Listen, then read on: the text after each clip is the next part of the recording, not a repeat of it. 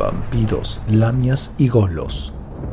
Hombres lobo y vampiros se confunden a veces en sus rasgos, pues ambos reviven de la muerte, y las personas a quienes muerden también adquieren el estigma de malditos y llegan en algunos casos a encarnar la personalidad del licántropo o vampiro. Durante los primeros siglos del cristianismo, vampiro era sinónimo de excomulgado, sobre todo en la Lorena, Prusia, Silesia, Austria, Rusia y Bohemia.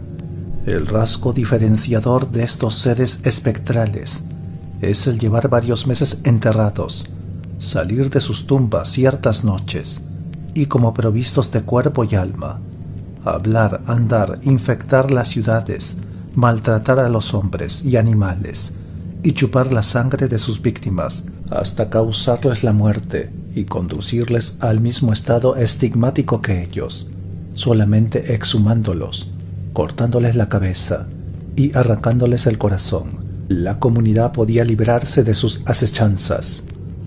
Un eremita del desierto de Chete, según relata Colin de Plancy, habiendo sido excomulgado por su superior a causa de alguna desobediencia, huyó del convento y se refugió en Alejandría, donde fue prendido por orden del gobernador, y como humillación le despojaron del santo hábito. Posteriormente fue condenado a servir de víctima en los sacrificios a los falsos dioses. El prófugo sufrió con santa resignación los bárbaros tormentos que le hicieron padecer, hasta que por último, cortándole la cabeza, pusieron fin a sus penas. Acabado el sangriento rito, lo sacaron fuera de la ciudad y dejaron su cuerpo para pasto de los animales carnívoros. Durante la noche, los cristianos fueron a buscarlo, lo embalsamaron y, amortajado en rico lienzo, enterraron al ermitaño como mártir en su iglesia principal. Al día siguiente, antes de comenzar la misa, el sacerdote que debía celebrarla se dirigió a sus fieles combinándoles, como era habitual en aquella época, a que salieran de la iglesia todos aquellos que no hubiesen comulgado. Apenas dicho esto, vióse con admiración de los circunstantes abrirse con lentitud la sepultura del mártir y salir el cuerpo del mismo modo, en dirección a los claustros. Concluido el oficio, volvió a la iglesia y se puso bajo la losa que cubría sus despojos. No faltó quien rogase al Señor por el bienestar de aquel cuerpo, y al cabo de 3 días un ángel se apareció a una niña en sueños y le dijo que el religioso había incurrido en la excomunión por desobediencia a su superior, y que permanecería en el mismo estado, en tanto no le absolviera el mismo que le había castigado. Inmediatamente fueron al desierto a buscarlo, y tras haber hallado al buen anciano, fue conducido ante el sepulcro del mártir, quien después de absuelto permaneció en su tumba, sin alterarse al oír las palabras de los sacerdotes. Hay distintas versiones de esta misma historia, que no pocas veces hace del excomulgado un auténtico vampiro. Pero antes de seguir adelante, es hora de que nos formulemos la pregunta de rigor: ¿existen realmente los vampiros? Ante el escepticismo general, algunos sin embargo no tenemos más remedio que responder afirmativamente. Lógicamente los vampiros no son aquellos seres que el cine ha popularizado, sino los otros infelices, recluidos generalmente en asilos para locos, a quienes la vista de la sangre les atrae poderosamente. En cualquier institución psiquiátrica puede verse a algún desdichado con los miembros sujetos para evitar que se hiera a sí mismo y se chupe la sangre. Este impulso hacia la propia sangre y la de los demás, junto con las peculiares características de algunos terrenos, puede haber dado origen a la moderna mitología del vampiro. Hay zonas, en efecto, donde la combinación de la tierra de los cementerios, junto con la anormal constitución fisiológica de algunos hombres enterrados, puede ocasionar que el cadáver quede preservado de la natural corrupción. Esta doble circunstancia y la superstición de otras épocas, amén del contagio emocional, han supuesto las causas determinadas de las epidemias vampíricas que en otro tiempo asolaron diversas regiones de Europa.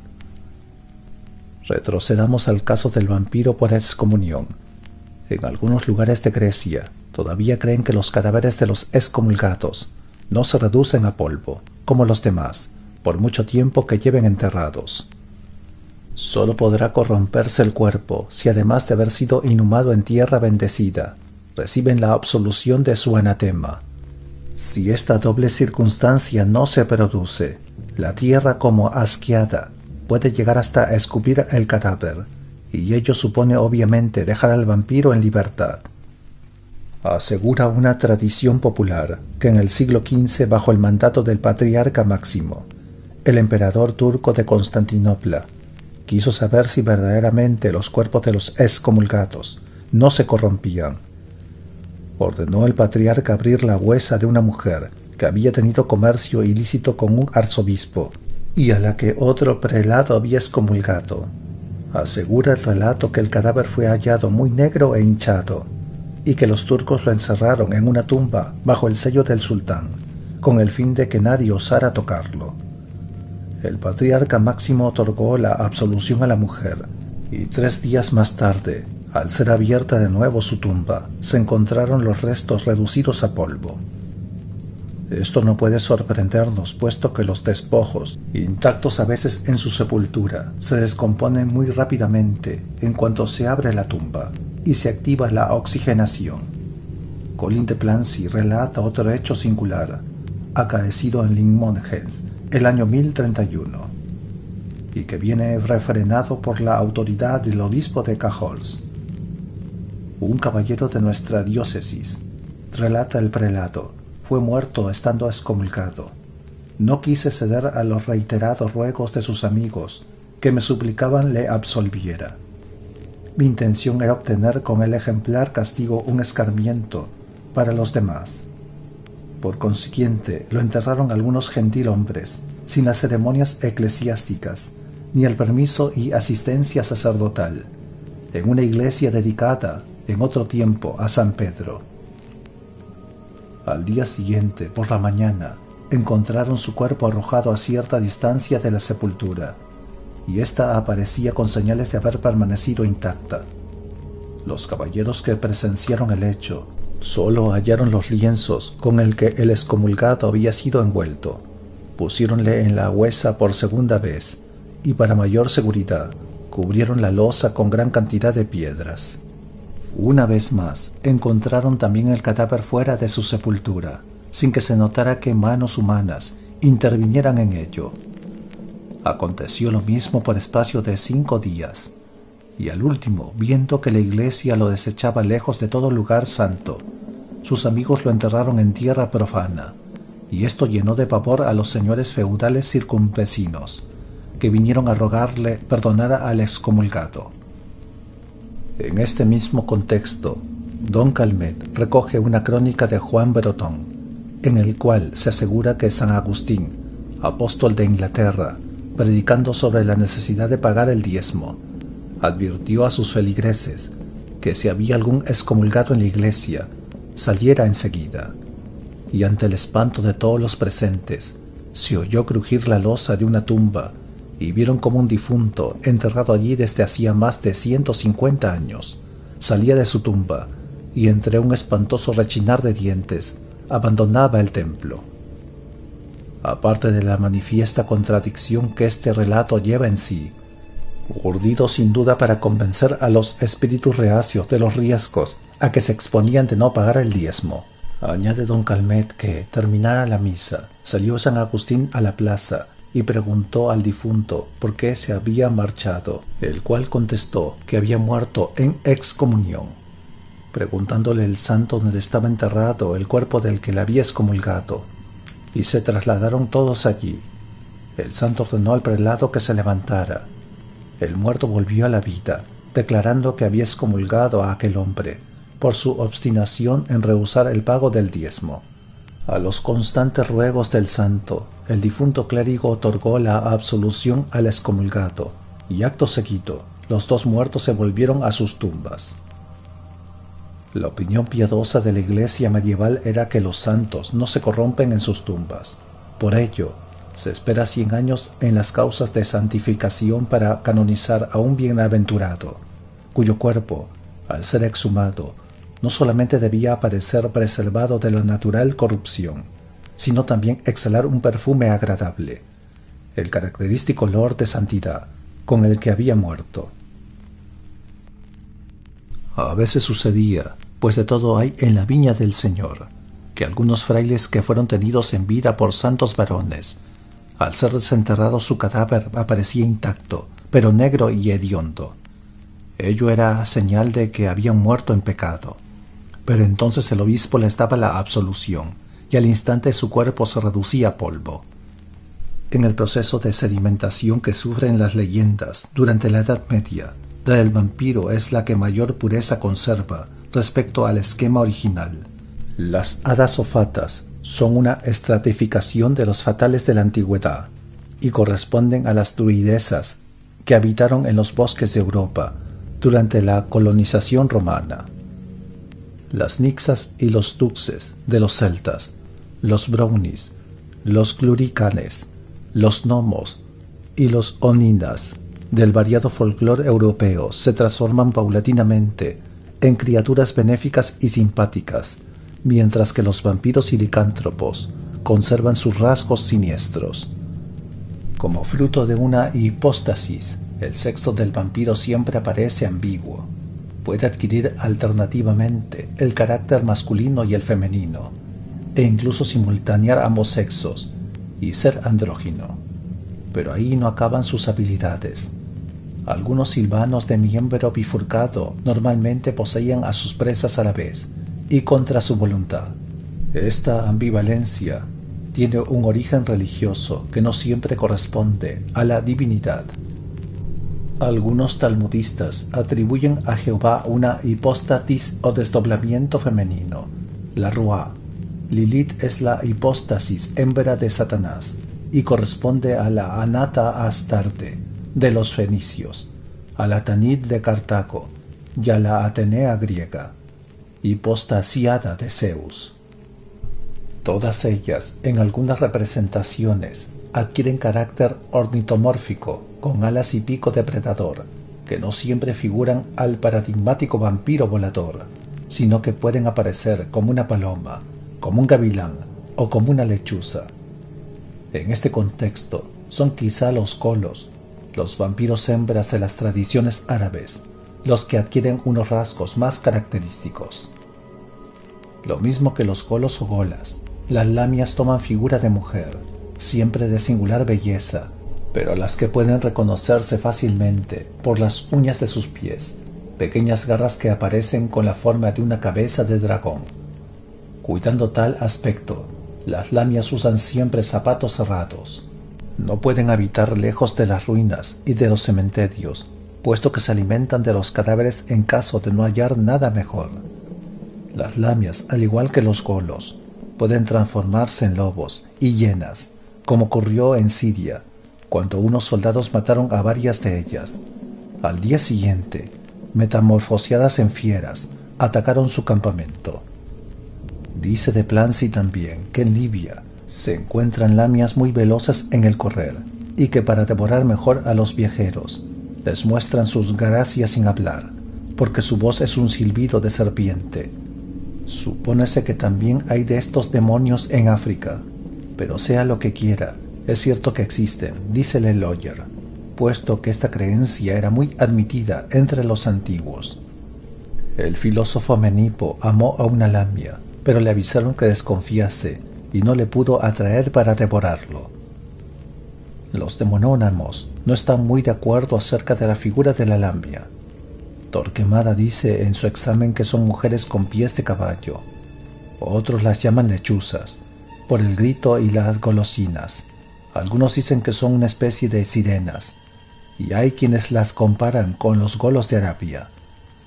El ocultista asturiano Rosso de Luna recoge la leyenda de las lamias, las sanas de los lagos de Somiedo, y pinta a una ondina acorde con los tiempos modernos, una dama elegante y enigmática que viaja en su automóvil a velocidad ultrafísica y que inicia al ocultista en el dosomantismo para luego tratar de seducirle como una vulgar sílfide. La bella sana asturiana se asemeja en algunos rasgos a la Nadilla del cuento de las 1001 noches. En los arrabales de Bagdad vivía un viejo mercader que, tras años de esforzado trabajo, había reunido una fortuna considerable. No tenía otro heredero que un hijo al que amaba tiernamente, y había resuelto darle por esposa a la hija de uno de sus hermanos, mercader como él. Esta doncella era muy rica, pero nada hermosa, y Abdul Hassan, que así se llamaba el hijo del mercader, cuando le fue mostrado el retrato de la esposa que se le destinaba, pidió tiempo para decidirse al casamiento. Una noche, cuando se paseaba bajo la luz de la luna por la campiña de Bagdad, oyó una voz melodiosa que cantaba unos versículos del Corán, acompañándose con un laúd. Abul traspasó rápidamente el bosquecillo que le ocultaba la joven cantora y se encontró al pie de una casa campestre donde vio en un balcón sombreado de enredaderas una mujer más bella que la más seductora Uri. No quiso Abdul Hassan darse a conocer de otra forma que mediante señas de respeto y amor, y al cabo, habiéndose cerrado la ventana, regresó muy tarde a casa de su padre, sin saber siquiera si la joven le había visto. Al otro día, muy de mañana, después de la oración, volvió a los lugares en que se descubriera la hermosa doncella, por lo cual sentía ya un amor incontenible. Hizo 1000 pesquisas y descubrió por fin, no sin muchas penas, que su hermosa tenía 17 años, que no había sido dada en casamiento, que era hija de un sabio pobre, pero que había sido educada en las ciencias más sublimes. Todas estas averiguaciones terminaron de enardecer al joven Abdul. Desde entonces, el matrimonio proyectado por su padre se le representó como absolutamente imposible. Fuese pues a encontrar al anciano y le dijo: «Padre mío, ya sabéis que hasta hoy os he obedecido sumisamente, pero ahora vengo a suplicaros que me otorguéis la esposa que yo elija». Expuso entonces su aversión hacia la mujer que se le proponía y su amor por la linda desconocida. El anciano le hizo algunas objeciones, pero al ver que su hijo era arrastrado por la irresistible fatalidad del amor, no quiso poner obstáculo a su dicha y resolvió ir en busca del sabio, al que pidió a su hija. Los dos amantes se vieron, se idolatraron, y la boda fue llevada a cabo.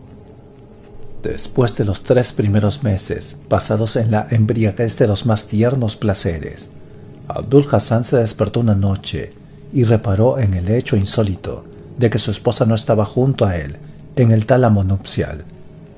Creyó primero que un accidente imprevisto o una repentina indisposición habían causado esta ausencia, pero Nadilla, que así se llamaba la joven esposa, no llegó hasta poco antes del amanecer. Abdul Hassan, que comenzaba a impacientarse, viendo que ella entraba con aire inquieto y pasos furtivos, fingió dormir tranquilamente, pero estaba resuelto a averiguar la razón de la ausencia nocturna de su esposa. A la mañana siguiente, Nadilla no le habló de su escapada, y por la noche, después de las más tiernas caricias, se escapó de los brazos de su esposo, cuando creyó que éste estaba dormido. Vistiéndose con rapidez, Abdul salió tras ella y la siguió a distancia, con cautela, para no verse descubierto. ¿Cuál no sería su sorpresa cuando la vio entrar en un cementerio? Él la siguió y quedó paralizado de angustia, al ver que Nadilla se metía en un sepulcro iluminado por 3 lámparas mortuorias, horrorizándose al contemplar a su amada Nadilla en infame compañía de multitud de golos que se reunían allí cada noche para celebrar sus repugnantes festines. Antes ya había advertido que Nadilla, desde su matrimonio, jamás comía por la tarde, pero de este detalle, que debería haberle puesto sobre aviso, no sacó ninguna consecuencia notable. Pronto Abdul observó que uno de los golos volvían al mausoleo con un cadáver reciente, alrededor del cual se reunieron todos los demás. Vio cómo los golos hacían pedazos el cadáver y lo devoraban entre cánticos lúbricos y diabólicos. Luego, tras haber enterrado los huesos, se abrazaron todos y se pararon. Abdul Hassan, que no quería ser visto, se apresuró a volver a la cama, donde fingió dormir hasta bien entrada la mañana. En todo el día no dejó traslucir la angustia que le devoraba, pero llegada la noche se empeñó en que su esposa tomara parte de una ligera colación.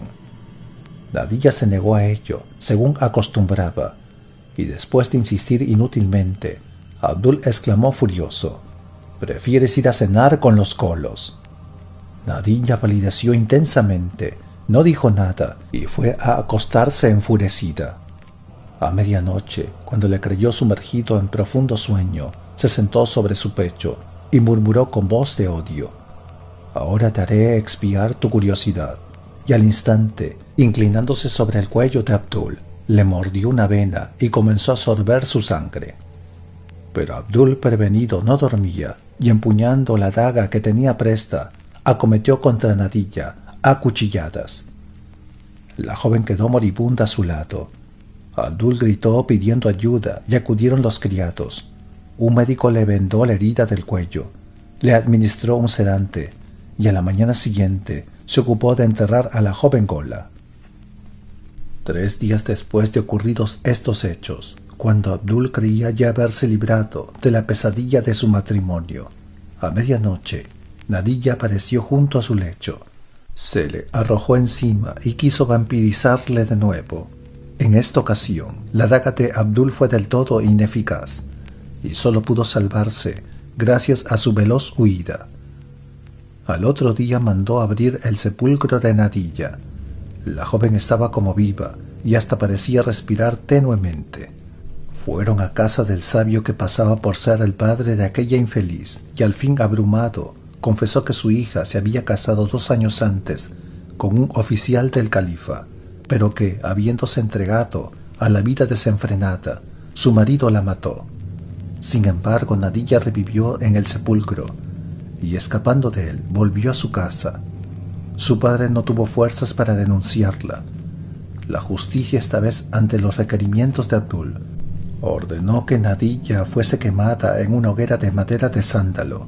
Luego sus cenizas fueron arrojadas al Tigris, y según asegura la leyenda, Arabia quedó libre de un monstruo. Pero la hermosa Nadilla no es el único caso. La constante temática está presente en toda la mitología del vampiro. El ancestral temor a la sangre, por otra parte, ha dado origen a prácticas bárbaras destinadas a evitar que aquellos a los que se considera como vampiros puedan volver a la vida. A veces este no se muestra con su apariencia humana, sino que se disimula bajo la figura de algún animal.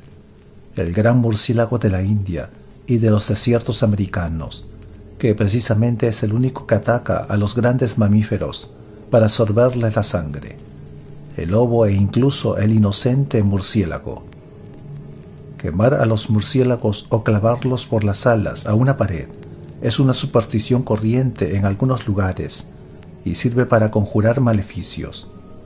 Otros pueblos más intuitivos ven en el murciélago un valioso aliado. El rat penant o ratón alado de la cimera valenciana es el símbolo de una leyenda, según la cual, cuando el rey don Jaime I se ocupaba de la conquista de Valencia, se posó sobre su celada un murciélago para advertirle que vigilara y guardara su persona de día y de noche. Vemos aquí que la tradición popular identifica a un animal amigo como protector del rey, pues no en balde los labriegos levantinos eran conscientes de la bendición que para ellos representaba el murciélago en unas tierras llenas de albuferas y acequias, plagadas de mosquitos que solamente el murciélago podía limpiar. En efecto, dicho animal devora diariamente un volumen de mosquito superior a su propio cuerpo.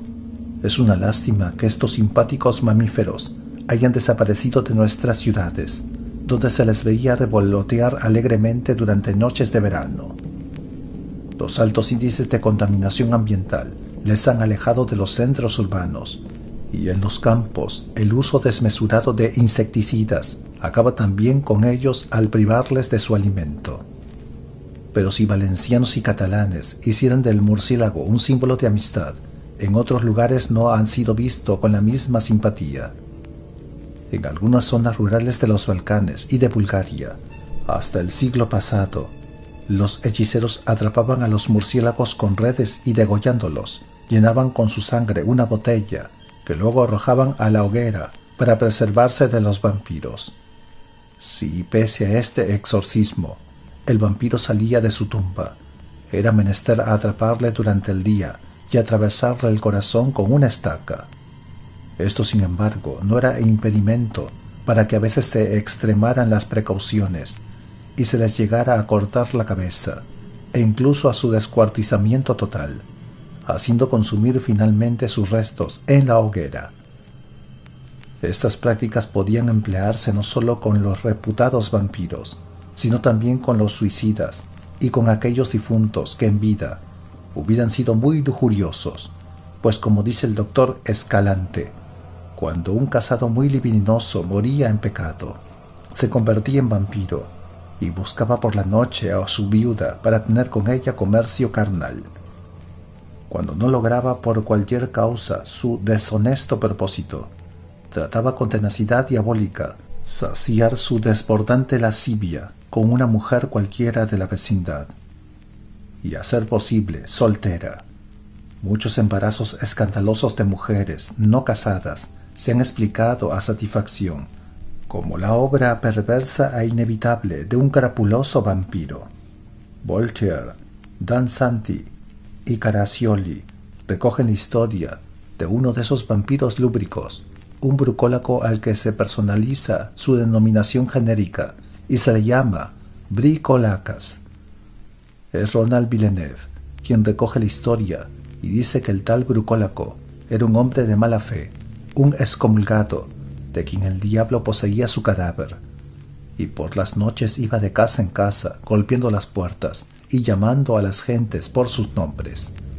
De creerlo, como hace el padre Richard, resulta que la posesión del muerto es verdadera y se realiza, como en numerosos casos de incubinato, con el permiso divino.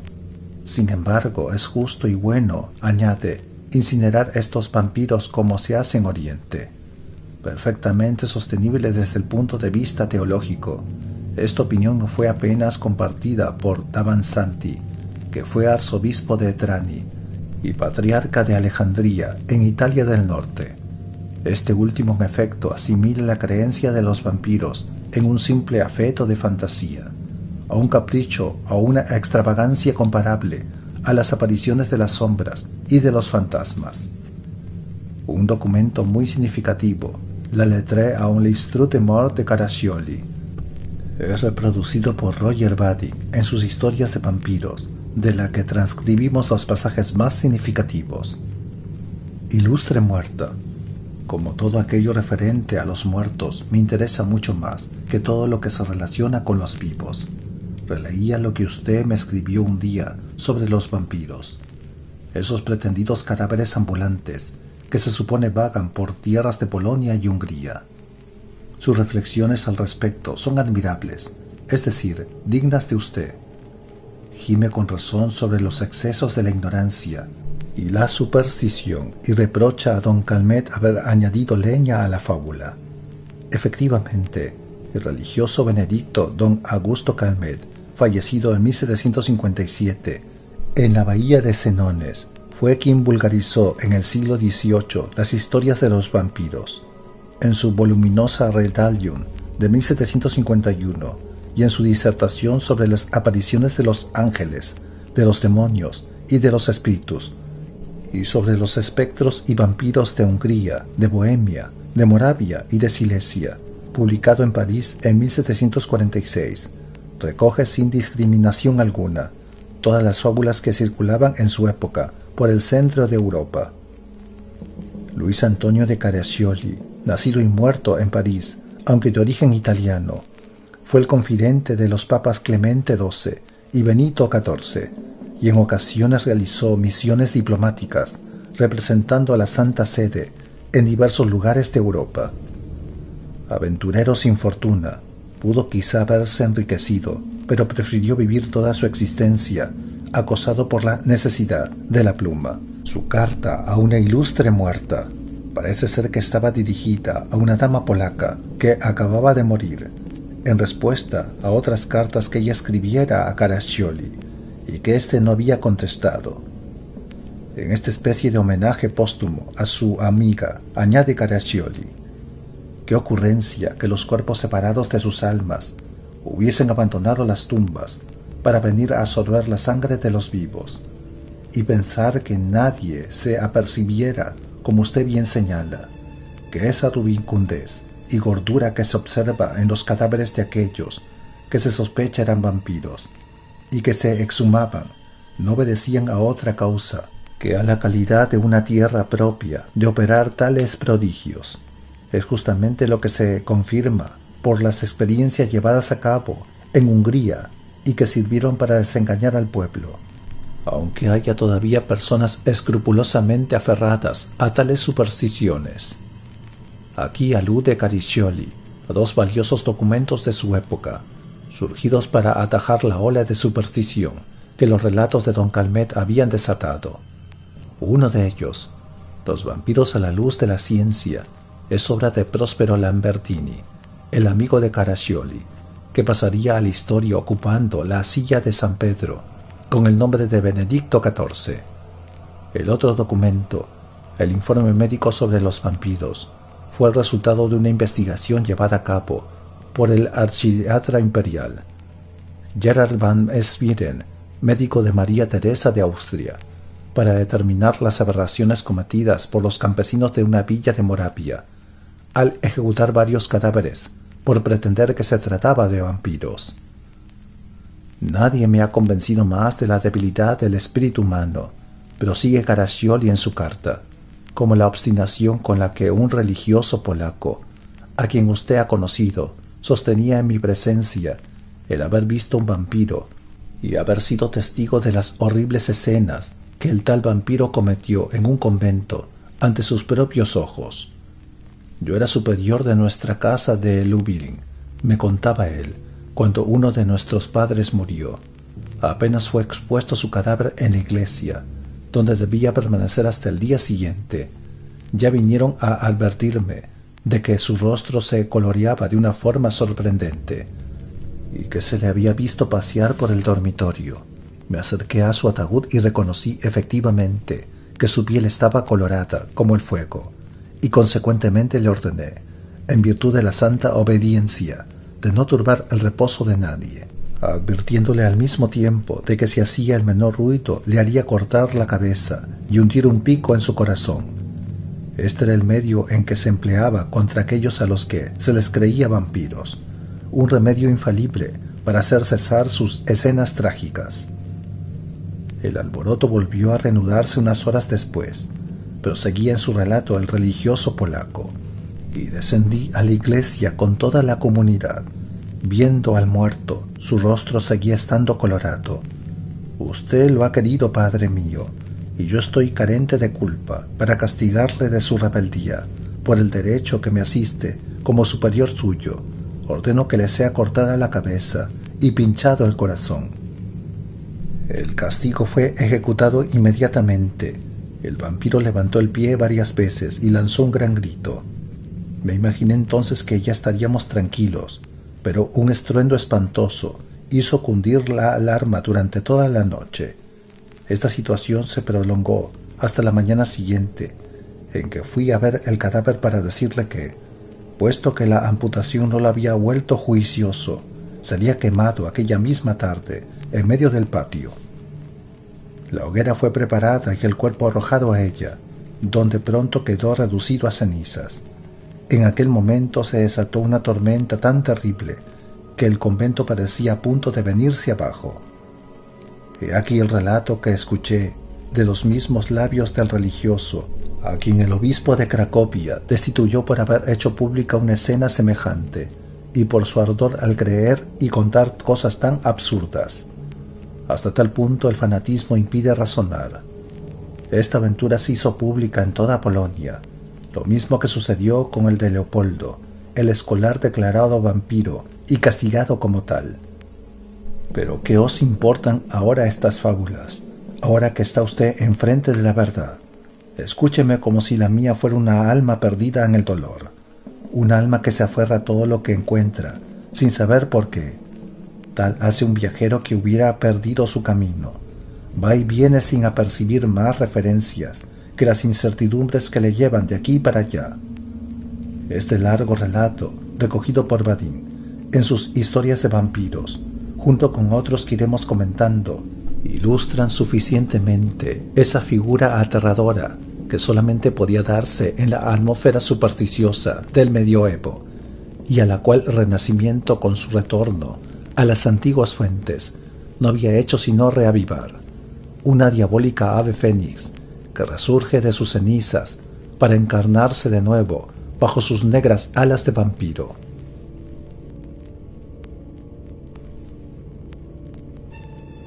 Gracias a nuestros suscriptores y a nuestros Patreons que hacen posible que el canal siga creciendo. Muchas gracias. Si el video te gustó, por favor dale me gusta y suscríbete. Eso me ayudaría muchísimo. Muchas gracias.